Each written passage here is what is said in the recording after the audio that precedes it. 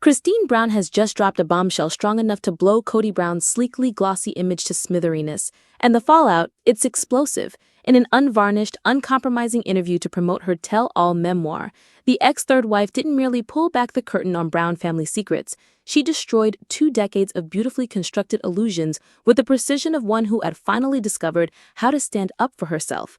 The figures themselves sound like a warning story. 25 years of marriage, 4 wives reduced to 1, 18 kids, most barely sticking to their dad, a sprawling polygamous empire disintegrating on national television.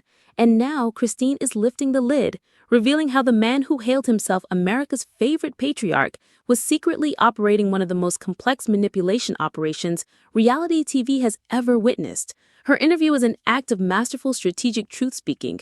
Christine was the compliant wife, the repairer, the one who smiled as her worlds went slowly apart for years.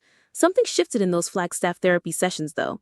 Out of that crucible came a woman with cutting-edge clarity, able to slice through decades of gaslighting as easily as sunlight cutting through mist. The timing couldn't be more damning. Viewers of Sister Wives are currently watching season 19, the final collapse of the Brown family laid bare, yet Christine's words reveal that what unfolded on screen was only part of the story. Behind the cameras lurked psychological warfare, financial exploitation, emotional neglect, and the slow erosion of self-worth disguised as spiritual teaching. Online, the whispers are deafening. Women on social media identify with Christine's story, sharing their own stories in eerily similar ways. Because what she does is not exclusive to polygamy, it's the control playbook universal. Money denied under the guise of partnership, emotional abuse buried in the vocabulary of love, silence imposed under the guise of family togetherness. And here is where it gets most appalling. Christine isn't after blood. She isn't driven by anger or resentment. She's just presenting the truth. Firm, unwavering, irrefutable. When someone as reflective and measured as Christine starts to fill in the dots out loud, those dots create a picture impossible to ignore. The huge chasm between Kody's highly polished public image and the man he turned out to be in private. The patriarch who once marketed himself as a wise spiritual guide, adeptly juggling the demands of numerous wives, now has coming to him an accounting that no scripture, no sermon, no rationalization can silence. Christine's testimony doesn't ring like the words of a jilted ex-wife. It strikes as lived experience, recorded patterns of conduct testified about with the weight of one who lived through every measured maneuver. And now, Kody Brown, cornered, the walls closing in, his kingdom of influence crumbling, his reputation, once invincible, slipping away from his grasp. Because when the truth finally hits with this sort of power, there's nowhere left to go. How do you protect yourself from truth uttered without poison? How do you counter revelations that fall so neatly into line with what the audience has already seen play out on television for years? And how does a man continue to preach spiritual leadership when his ex-wife is quietly disassembling the very apparatus he constructed to maintain control? The Sister Wives empire sold everyone on the idea of a successful plural marriage, but Christine's interview lays that illusion bare, revealing the groundwork was never solid. It was quicksand all along. The financial systems that ensnared wives' independence, the emotional strategies that kept them thankful for scraps while labeling it abundance, the soft but unrelenting silencing that appeared like harmony but felt like eraser. This isn't TV gossip, folks. It's a map of how manipulation works in plain sight, how control masquerades as love, and how truth finally makes its way to the surface no matter how deeply it's hidden. And Christine Brown has served up 6 revelations, each one sharper, heavier, and more incriminating than the last. The first punch lands like a chest blow. Christine, calm and composed in the interview seat, remembers a moment that reshaped her whole marriage. Asked to tell the most difficult truth she endured, she recounts the talk with chilling precision. 20 years into their marriage, not at the start, not in a brief squall, but after 20 complete years, Kody Brown met her eye and spoke words that shook the earth under her feet. I was never attracted to you. Not, I'm not attracted anymore. Not, things have changed. Never. As in, not once during their entire marriage did he feel true physical desire for the woman who raised her children and shared his home. The brutality intensifies when considered within the chronology. Christine entered the family at only 22, convinced she was selected, that she had a unique position as Kody's third wife. She constructed her childhood, her adulthood, her motherhood upon this man, and throughout, the cornerstone was hollowness. Each kiss, each embrace, each movement she believed was authentic, rendered as role-playing, obligation, love masquerading as control. But what makes this truth slice deepest isn't the admission itself. It's the manner in which he made it, cautiously, without passion, without rage, without so much as the justification of a battle. He deposited it in the conversation like a stone into placid water, knowing the waves would ripple out into all Christine believed she knew. The timing makes the brutality irrefutable. This wasn't an off-the-cuff remark. This was strategy, a calculated act of psychological warfare meant to remind her of where she ranked in his hierarchy, reminding her of her position, reminding her of her value or lack thereof in his meticulously managed world. And that revelation, said so matter-of-factly by Christine now, is not only a personal hurt, but also a glimpse into the very process of Kody Brown's manipulation. The question hangs there, weighing and immovable like smoke rising from the ashes of a fire. Why? Why get engaged to a woman you don't find attractive? Why be intimate with one who brings no passion? Why give birth to children with someone you find inherently unattractive? The reason gets to the very core of Kody's blueprint. Christine was never a choice in love, not passion, not true connection. She was a purpose choice, a third wife to validate his patriarchal position, a submissive woman to bear children, manage households, and ask for nothing more than his name.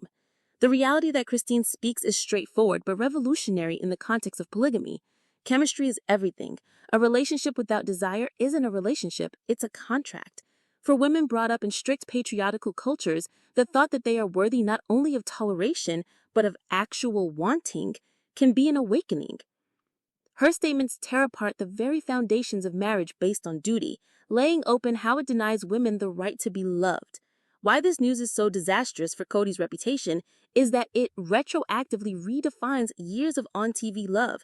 Each anniversary dinner, each family vacation, each public display of affection.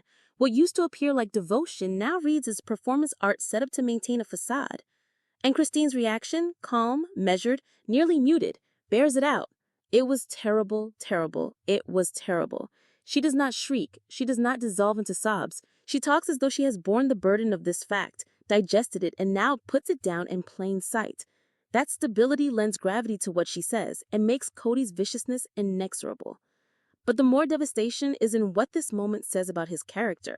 A man who weds without desire isn't merely cold. He's dishonest. He constructs families on false foundations, denying the simplest of human desires to be truly desired. This is the fuel of patriarchy, conditioning women to accept scraps of attention and name it bountiful. Christine's honesty tears away the deception, revealing that the whole edifice was a sham from the start. And then the second horrific revelation. Christine discovers how Kody's control methods weren't clumsy or overt. They were cleverly crafted, so imperceptible, so calculated, that she was unaware of them even as they took hold.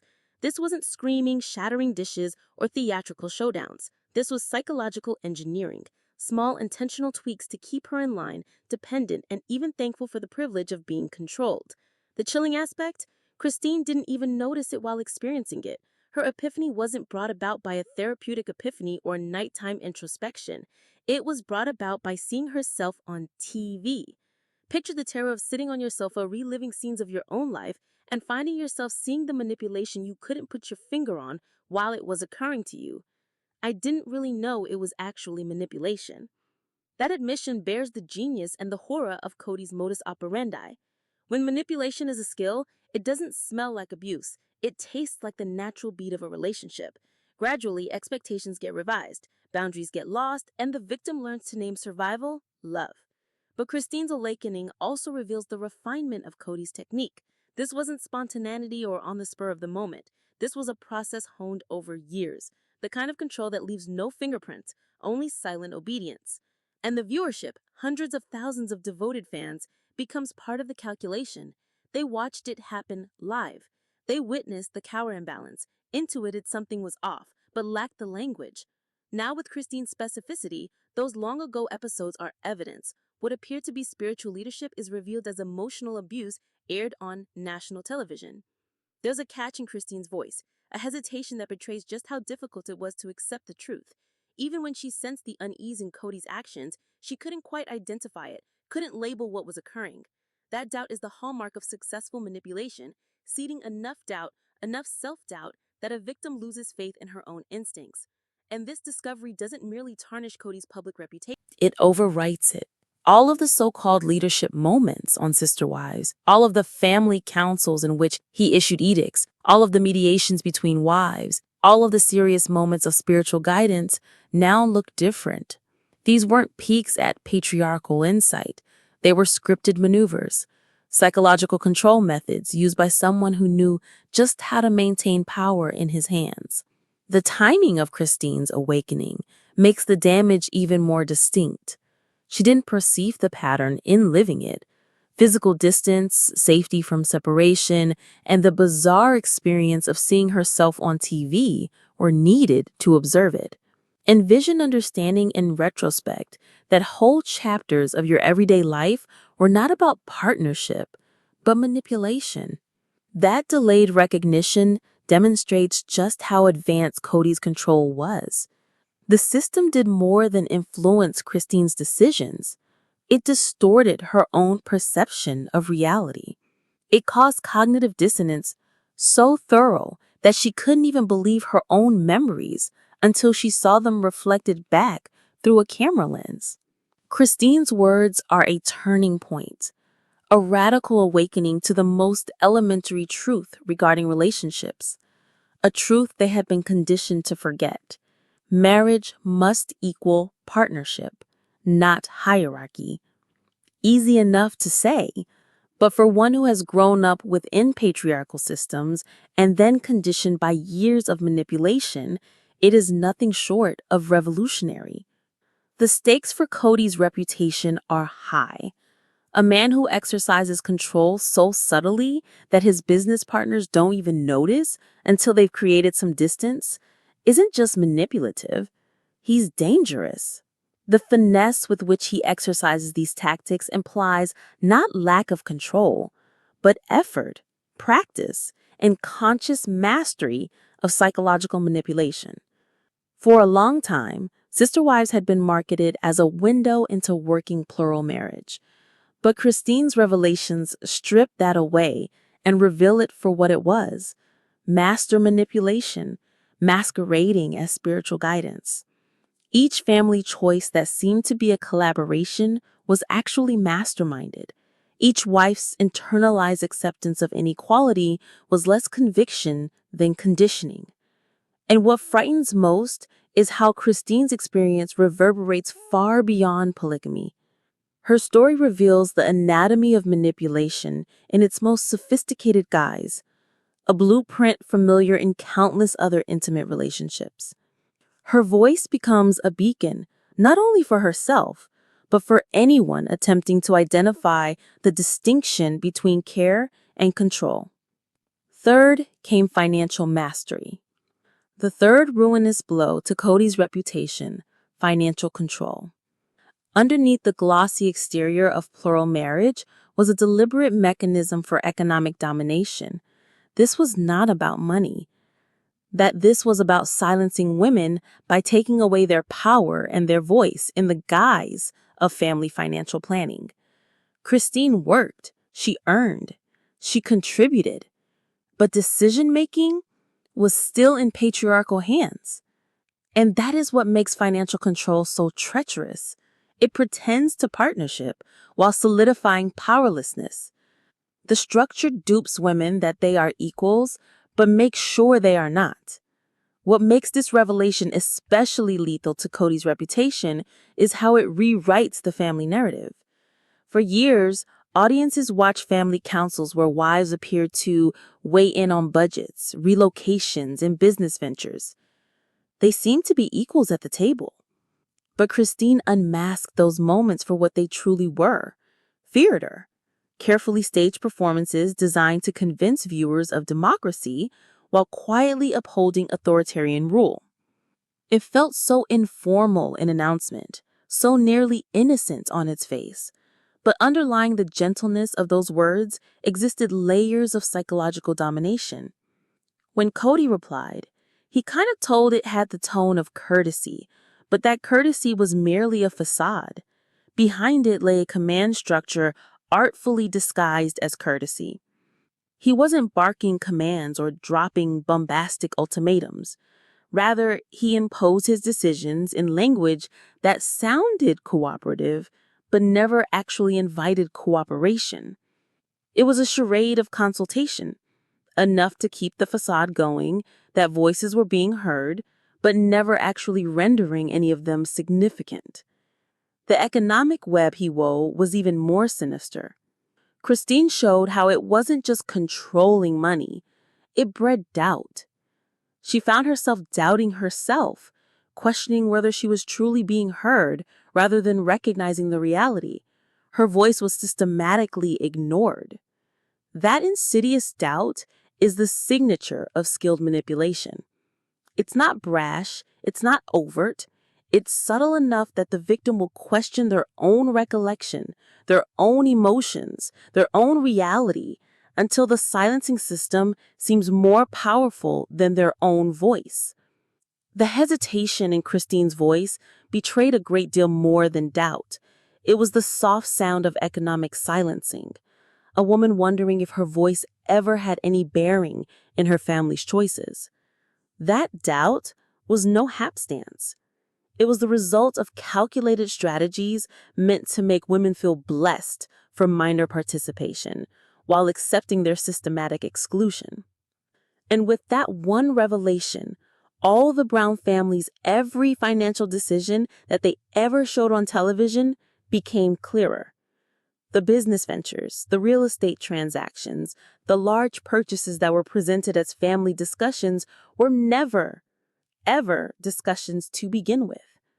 They were decided upon by patriarchal fiat, with consultation only being staged for appearance's sake. Next was Christine's account of the payroll structure. It was not a marriage premised on shared funds or collaborative control. It was run like a business. Kody as the CEO, the wives as workers, paid for their domestic work, paid for childcare, paid for household labor, paid, but never co-equal. The emotional labor of marriage had been commodified into wages and stripped of any hope of collaborative control. The ramifications reach far beyond polygamy. Christine's life is a mirror for all the women ensnared in monetary systems masquerading as household management or protective leadership. Her disclosure reveals the calculated control of patriarchalism, deliberately designed economics that provide just enough independence to feel part of it, but never sufficient authority to overturn the status quo. And then there was the fourth revelation, Kody's apology. It was not a moment of healing. It was not acknowledgement of hurt. It was performance. Not given in years of hardship, not in the agonizing split up, but flawlessly coordinated with the cameras when his image needed salvaging. Christine saw right through it. She didn't react emotionally or with gratitude. She sliced through the truth with icy precision. The apology wasn't aimed at her. It was for him. That one sentence tore down the whole facade of Kody's redemption. What he presented was not accountability, but performance, staged for an audience, not for the woman he injured. And in understanding it, Christine showed us the last stage of freedom, the understanding of manipulation for what it is, and to not be swayed by it. Christine's incredulous had an almost insensate tone, the sort of numbness that remains even after one has already woken to the dynamics of manipulation. She had already been aware of Kody's moves before, but the rawness of his act still took her by surprise. The manner in which she kept repeating what alluded to the seconds that passed, just to calculate how outrageous he really was. The worst of her confession wasn't the apology itself, what the apology revealed. Kody hadn't given those words because he was sorry or acknowledging damage. He did it because he wanted to hear himself tell them. The act calmed his conscience, supported his self-esteem, and let him feel like a reasonable man without having to change. This is a pattern that goes way beyond a single marriage.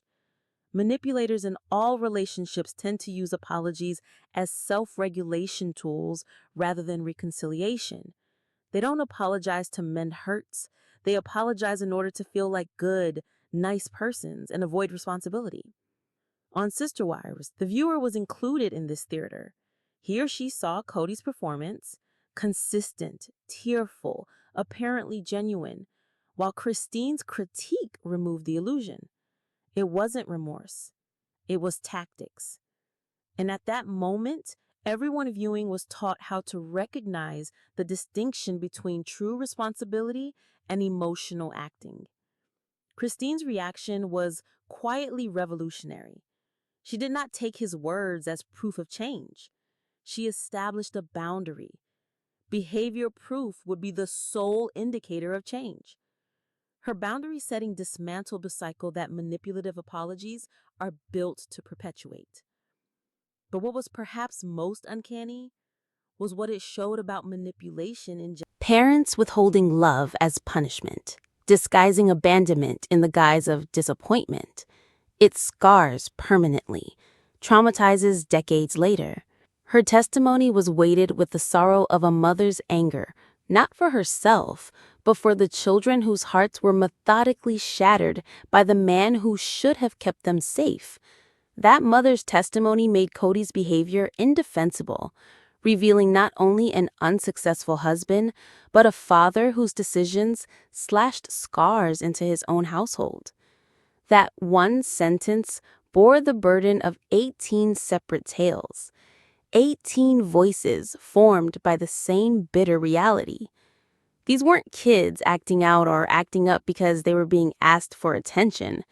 These were grown adults reflecting on things with maturity and hindsight and deciding that their father's love was always attached to stipulations. If so many arrive at the same conclusion, the trend is no longer something to be denied. And for audiences, the message becomes critical. The warning signs in parental behavior tend to reflect those in abusive relationships. A parent who withholds love as a form of punishment. A parent who requires fealty but gives no emotional investment. A parent who creates hierarchies between their own children, rewarding obedience rather than exercising unconditional acceptance. Christine's testimony brought these patterns into the light, a template for seeing them outside the confines of polygamy. What came out most damning was the picture of Kody's conditional love. In healthy families, children are raised to understand that affection is constant, unaltered by disagreements, regardless of choices. But in the Brown family, love was only given when he was validated as an authority. The effect of that conditional love is crushing. Kids who are taught that love can be taken away don't outgrow the lesson. As grown-ups, they bring the wounds with them into every aspect of their lives, into self-esteem, into relationships, into trusting the stability of love. Christine's words imply that this was not a single wound, but a generational break that cut through several Brown children. The harm was continuous, radiating outward, formative of lives in ways that rendered Kody's failures as a father impossible to write off as anything less than systematic. The mother's voice lends a crushing gravity to Kody's disintegrating reputation. Christine is not speaking out of anger at her own abuse. She's testifying from sorrow, the unvarnished, hurtful kind that stems from seeing her children suffer paternal rejection. That makes all the difference. That puts her in the position of a protective mother, an advocate for her kids. And that makes her testimony even more believable and Kody's actions indefensible. The larger implications radiate out into every family situation. Children require parents to remain emotionally available even in times of conflict. They require love that won't spark, smolder, or go out, dependent on compliance, approval, or obedience. They require relationships strong enough to endure conflict without the specter of abandonment hanging over them. Christine's statements expose something ghoulish. In patriarchal family structures, the emotional requirements of children are normally traded away for the sake of maintaining hierarchy. When authority becomes more important than connection, kids learn that their well-being is secondary to their father's ego. For Sister Wives viewers, this news was particularly heartbreaking. They had grown up seeing these children's lives on TV, their birthdays, graduations, and little moments that seemed so relatable. Now, Christine put a different perspective on those memories. The seemingly happy markers now became the premise for future heartache. People became spectators to generational trauma being written in the making. The most chilling reality was how readily Kody's attitude toward his wives spilled over into fatherhood. The same conditional affection that structured his marriages was applied to his children. Affection withheld, love withdrawn, loyalty required. The man who sent wives packing for not living up to standards applied the very same methods to manipulating his children. For parents all over the world, Christine's account served as a harsh reminder. A child's emotional well-being is based on love that is unconditional, firm, and consistent, regardless of conflict or disagreement. And finally, there was the sixth revelation, the worst blow of them all. Christine did not merely fault her marriage. She reduced the foundation of Kody's chosen way of life to rubble. This was not a casual remark. This was the methodical dismantling of the doctrine that had rationalized decades of injustice in the Brown family. What made it so debilitating was Christine herself. She wasn't a typical plural wife, throwing rocks from the periphery. She had been the believer, the lady who wished to be a third wife, the one who accepted the teaching of plural marriage with fervor, with conviction, with all that she was. Her change from loyal follower to vocal proponent of monogamy marked the intellectual failure of Kody's entire system. For years, Sister Wives staked its premise on one question, and it was an easy one. Could plural marriage function when done with love, respect, and divine guidance? Christine's experience was the proof of concept. She went into polygamy voluntarily. She worked ceaselessly to make it work, and lived that existence for 25 years. And in the end, her refusal of the system imploded the story. Her lines were basic, but they had the potential to shatter all Kody based his self-concept on. I wish they'd just be happy in monogamy. That one sentence rocked his foundation, for when the woman who has lived plural marriage for so many years declares monogamy to be the healthier way, it doesn't simply raise questions about one family, it challenges the viability of the system itself. And Christine wasn't basing her arguments on theory. She was presenting a comparison based on lived experience. The timing of her announcement made the punch even more painful. She announced it while publicizing her book on escaping polygamy, exactly at the time the show's viewers were witnessing the Brown family implode on television. Her message was not just one of explanation of why the family had imploded, but also one of caution to anyone treading a similar road. And at the heart of that counsel was Kody's greatest hypocrisy. He continued to maintain, publicly, the persona of a man of religion, claiming plural marriage was a spiritual calling, but in fact, he was already living a monogamous life with Robyn. Christine's comment that he merely needed to accept the life he was already leading brought the hypocrisy in his position to the surface. Her next line was even sharper. I love monogamy, and I know he does too. It was an accusation and an admission in one. She admitted changing while laying bare Kody's preference. His actions signaled an evident desire for monogamy, but his words still espoused polygamy as spiritually higher. Christine revealed that contradiction, and with it his hypocrisy. For the Sister Wives brand, the fallout was disastrous. If the most system-conformist wife, the one who'd been a believer since day one, now stated that monogamy was superior, what did that indicate about the show's premise?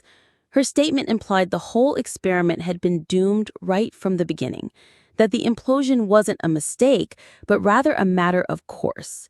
The instructional value of Christine's journey cannot be overstated.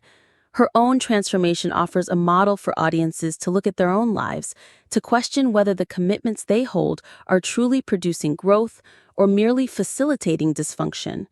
She evolved from blind believer to demanding critic, from quiet sufferer to loud voice, and in doing so, she provided affirmation for anyone grappling with challenging, long-standing beliefs.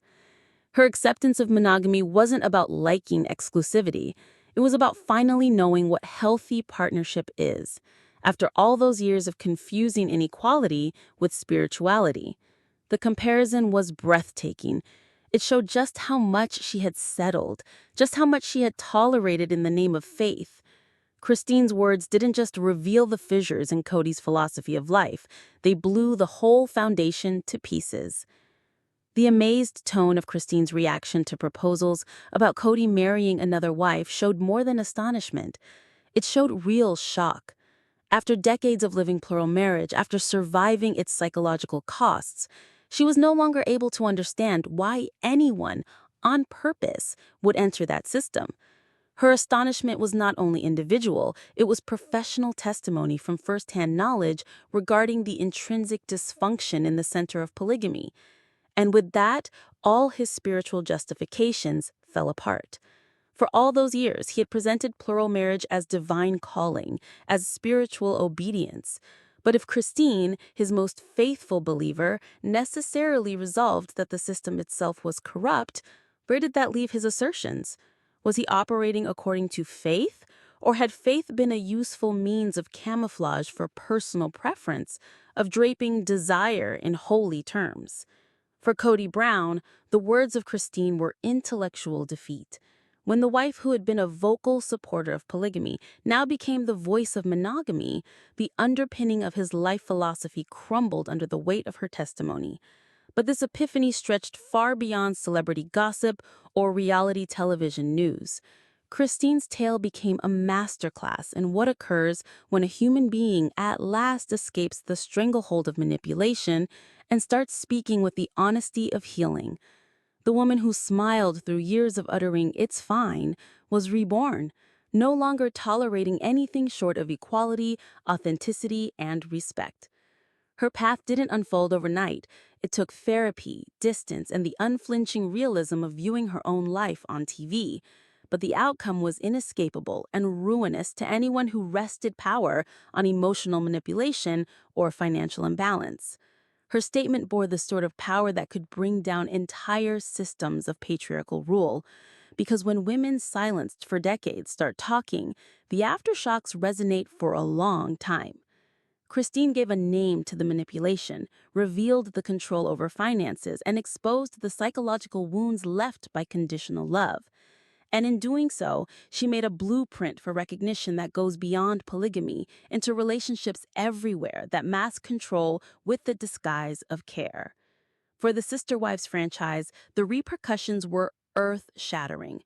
The show had long flourished based on the premise that plural marriage could be made to work if it was founded on love, respect, and spiritual foundations. Christine's revelations tore that fabric apart. What audiences had perceived as harmony was really the pretense of harmony, bound together with manipulation and reinforced inequality. And yet maybe the most compelling aspect of her turnaround is what it provided to others.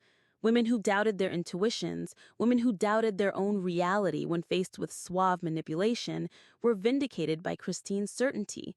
Her turnaround from doubt to conviction was evidence that healing is available, evidence that freedom is available when silence is broken, evidence that the most perilous lie of any system of control is the assumption that things can never change. Christine's voice didn't just disbelievingly challenge Kody, it challenged the whole idea of the life they shared together. And in challenging it, she gave women everywhere permission to believe their own lives and to ask for better. Finding out what healthy partnership truly feels like has become the final condemnation of Christine's history. Her true joy in monogamous marriage with David puts into perspective just how much she had been compromising on religious obligation. The comparison makes it evident the psychological cost of embracing inequality as divine plan, something she bore for decades. This awakening hasn't only changed Christine, it has set fire to a community. Women are coming forward on social media about their own experiences of financial manipulation, emotional control, and the painful incremental discovery of patterns they couldn't see when they were living them. Christine's measured, peaceful testimony has become a catalyst for communal telling of the truth, spreading far outside the orbit of polygamous families. For Kody Brown, the consequences are catastrophic. The man who once portrayed himself as a wise patriarch has been unveiled as a person who learned and perfected manipulation, masquerading in the lingo of spiritual leadership. And when Christine, a woman who was always thoughtful but never bitter, starts drawing those lines in public, the portrait that begins to form is inescapable and impossible to ignore. What makes her disclosure so compelling is the lack of malice. Christine isn't looking for revenge. She isn't testifying out of spite. She's just presenting her lived experience with unvarnished truth.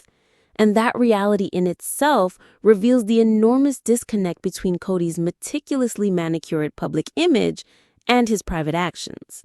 The question now is really one about the long game. How will Christine's disclosures redefine the Sister Wives franchise?